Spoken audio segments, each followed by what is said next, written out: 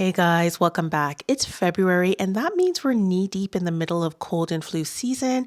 And if you've been feeling run down or you're on the recovery like I am, then this video is for you. Today, we're going to be going through the seeds that you should be starting this month to build your very own tea garden. If you're new here, hi guys, my name is Marsha and I'm the Blackthumbgardener, and I live in Ontario, Canada, Zone 5B, and welcome to my channel.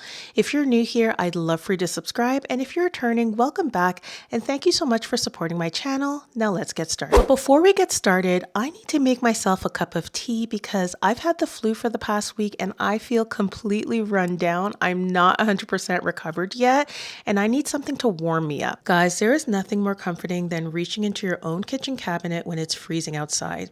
Today's cozy blend includes echinacea, anise hyssop, sage, and bachelor's buttons, all from my own backyard garden. What's fun about growing your own herbal blends is that you can mix and match to suit whatever flavor you're going for, whether it's something refreshing with citrus or something deeply floral and grounding to help you settle in for the night. Whew. Cheers, guys.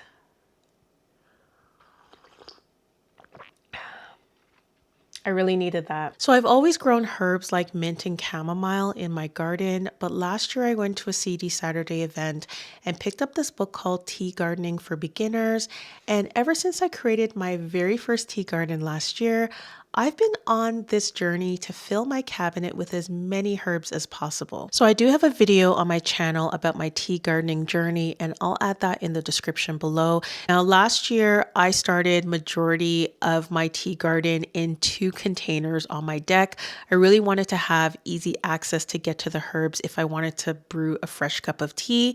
Now, I did have to buy a lot of the starts from the garden center just because I started so late, but this year I want to start really early with starting a lot of my tea garden from seed, and I want to get started now. So these are the seeds that you should be starting this month. Now, I usually would start these later in the month, but I'm starting them now so that I can give you a head start on building your plan for your very own tea garden.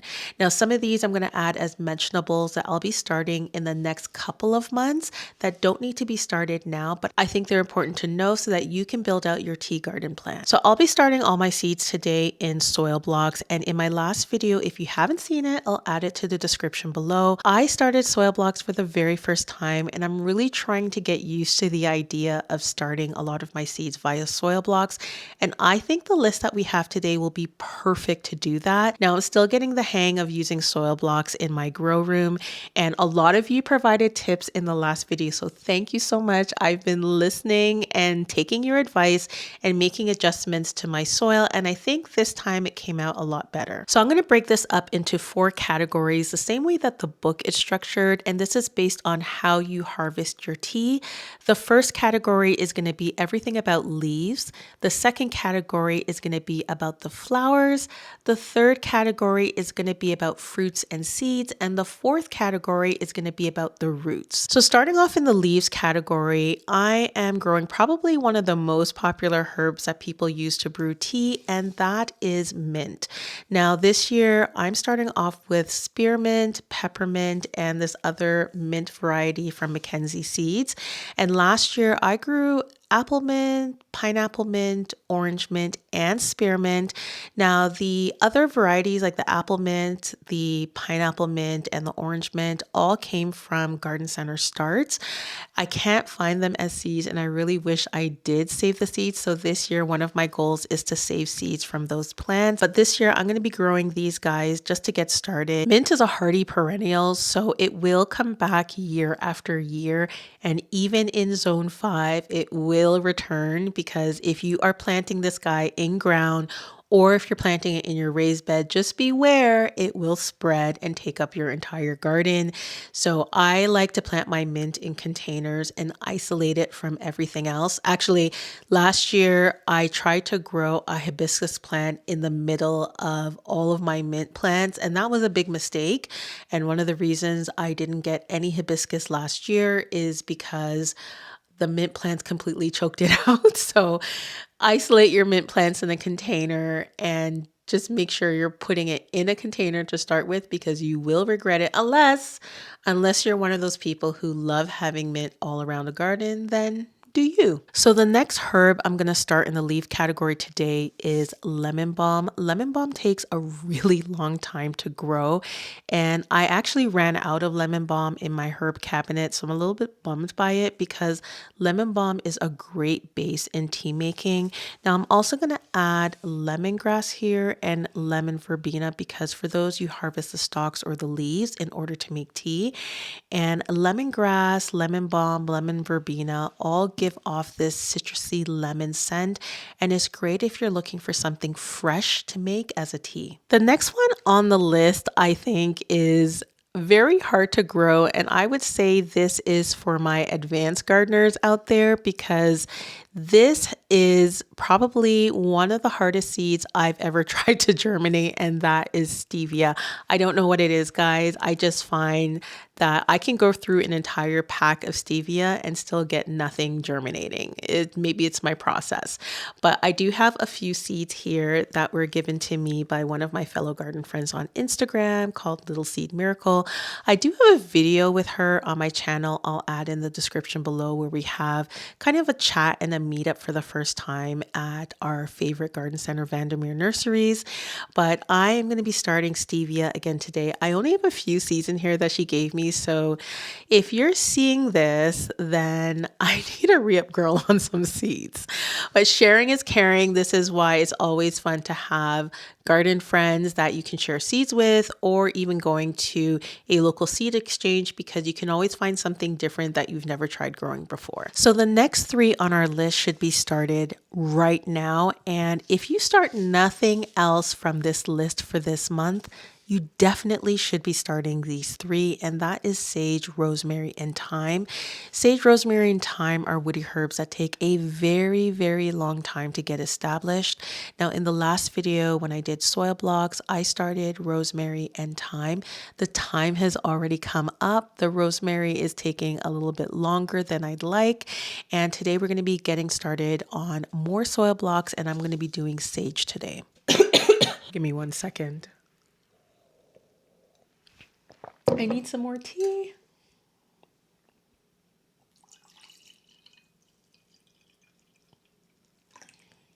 So the next herb on the list is what I consider to be a powerhouse herb, and it's a must-have staple if you are building a tea garden, and that is holy basil or tulsi. Now, I'm not going to be starting this today, so this is a mentionable on the list if you want to build out your tea garden plan. This I'm going to be starting later on in the season, but I do want to add it to the list today. Okay, now we're heading into the flower category, and this is probably one of my favorite categories because they can add color, or they can add some delicate notes to your tea. And there are some favorites that I have right in front of me. I know you can't see it, but I'll show you in just a second. So the first flower on my list is echinacea. And guys, I started this seed packet 5 years ago. And I started echinacea only once in my garden, and every single year I have echinacea coming back, and I haven't had to start echinacea for years. I mean, this thing keeps coming back aggressive more and more, and I absolutely love it. And if you're trying to build out a cottage style garden for your backyard or your front yard, then I think echinacea is a great pick because it's so cheap and easy to start echinacea from seed, and you can have those flowers year after year, and they're absolutely a stunner in the summertime. Now, this year I decided to, start my echinacea all over again. And so this year I'm going to try something different than what I usually grow. And that is, I have this butterfly flowers paradise mix from Renee's Garden that I've been dying to try. So I'm going to grow this year. And I also have this one I got from a gardener about 5 years ago that I did not grow. And this one is called White Swan. So I want to see how this one turns out as well. So I'm going to be growing both of these this year. Now, I love harvesting echinacea flowers. You can harvest the flowers and then pick them off. I also save echinacea leaves as well. So that's what I included in my brew today.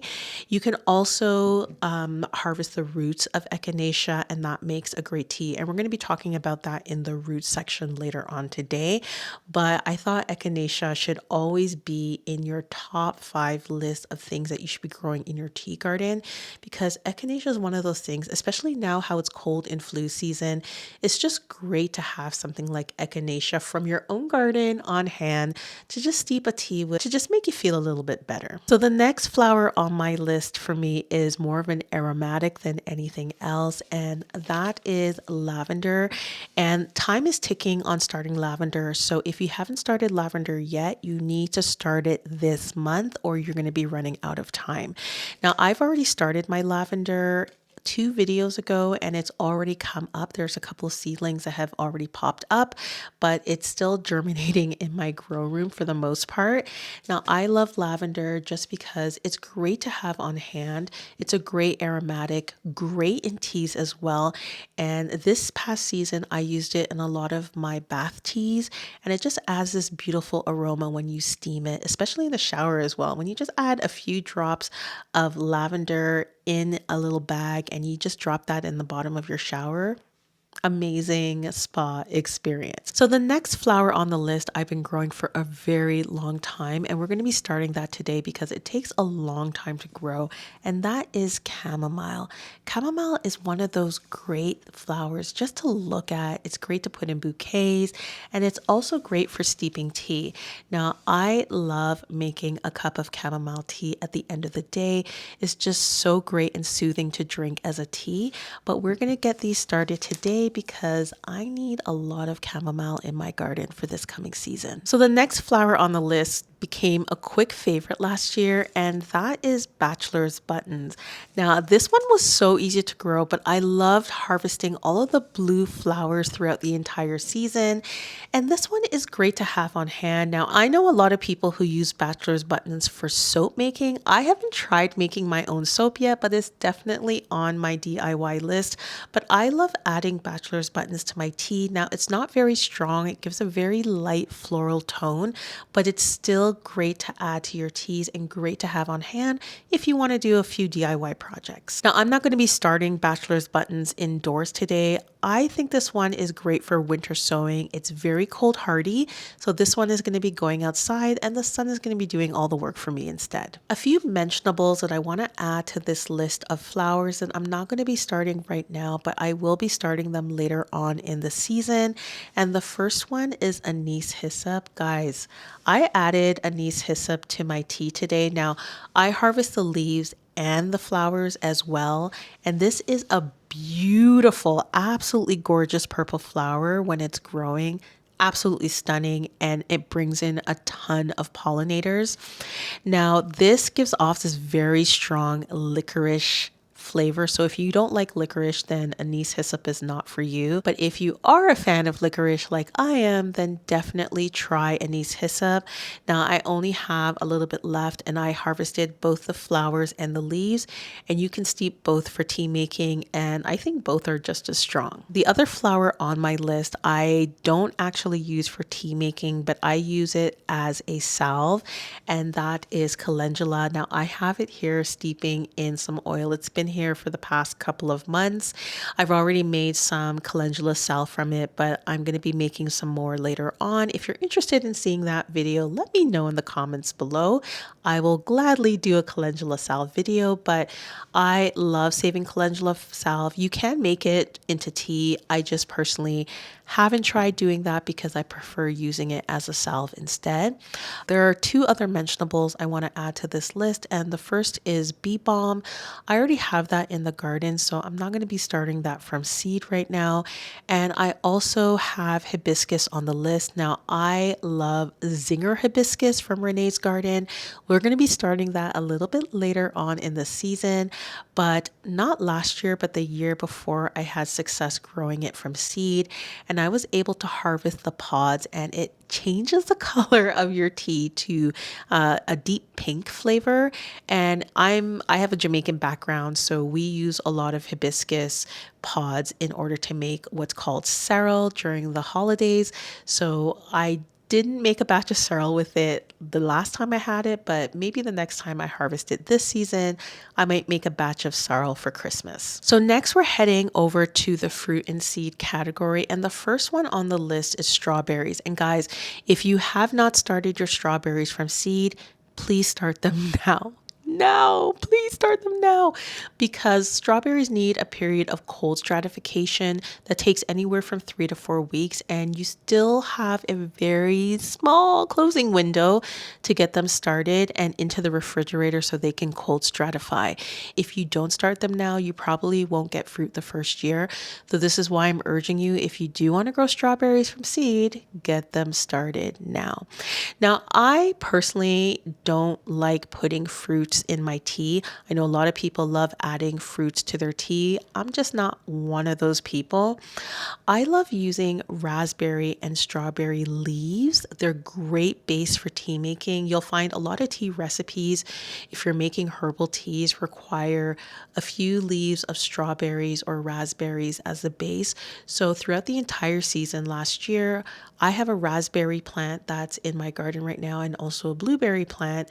So I've been harvesting the raspberry leaves from my plant, and I also have some strawberry leaves that I've harvested as well throughout the season.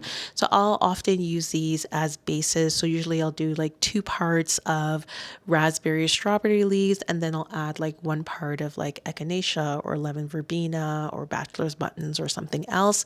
These two add what I would consider the bulk in tea making. But if you don't want to harvest the leaves of your raspberry or strawberry plants, then definitely go ahead and harvest the fruit, because they are great additions to any tea. If you live in a warm climate, the other item I will add to this list is citrus, whether that be, through lemons or through oranges. I love zesting a lemon, and I'll usually keep that on hand. Actually, I think I have it here. Here we go. So I'll usually zest lemon and keep that on hand. And this is great for tea making. If you don't have, for example, lemongrass or lemon balm or lemon verbena, and you want a hint of citrus in your tea making, then zesting a lemon is the way to go. Even zesting an orange. I prefer zesting oranges over lemons because I think the flavor is better, from my personal opinion. But if you do live in a warm climate, or maybe you live in a cold climate and you do keep fruit trees and you bring them indoors, then this is a great way to add a citrus flavor to a lot of your tea making. Moving on to the last category, which are the roots. And here is where I'm going to add echinacea again.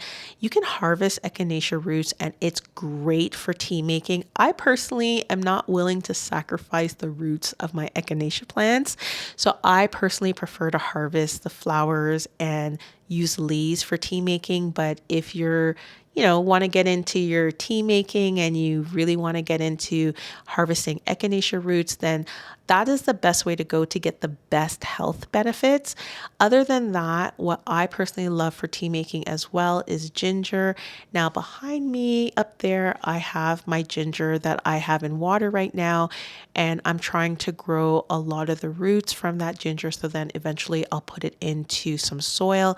So if you are planning to start ginger this year, then now is the time to get started, guys. And the last root item on this list is actually one that I never thought of before, but something that everybody has in their backyard or their front yard, and that's dandelion roots. Dandelion roots have a lot of health benefits and they're great for tea making. Now, I personally haven't used dandelion roots, and I love taking out dandelions from my garden because I'm not a personal fan of dandelions. But if you are, then you can definitely use the roots for tea making. Now, interestingly, one year I was walking through the woods in my area and I saw this older woman, and she was near a patch of dandelions and she was there harvesting it. And I had no idea at the time what she was doing or why she was harvesting the dandelions. But now I realize she was harvesting dandelion roots near the forest. So again, if you love dandelions and you want the health benefits of it, then definitely you can harvest the roots. I think I'm all done. Look at this. I'm so excited. Anyways, guys, that's it for today. Thank you so much for watching. Let me know in the comments if you decide to start a tea garden this season, and I'll see you in the next one. Bye.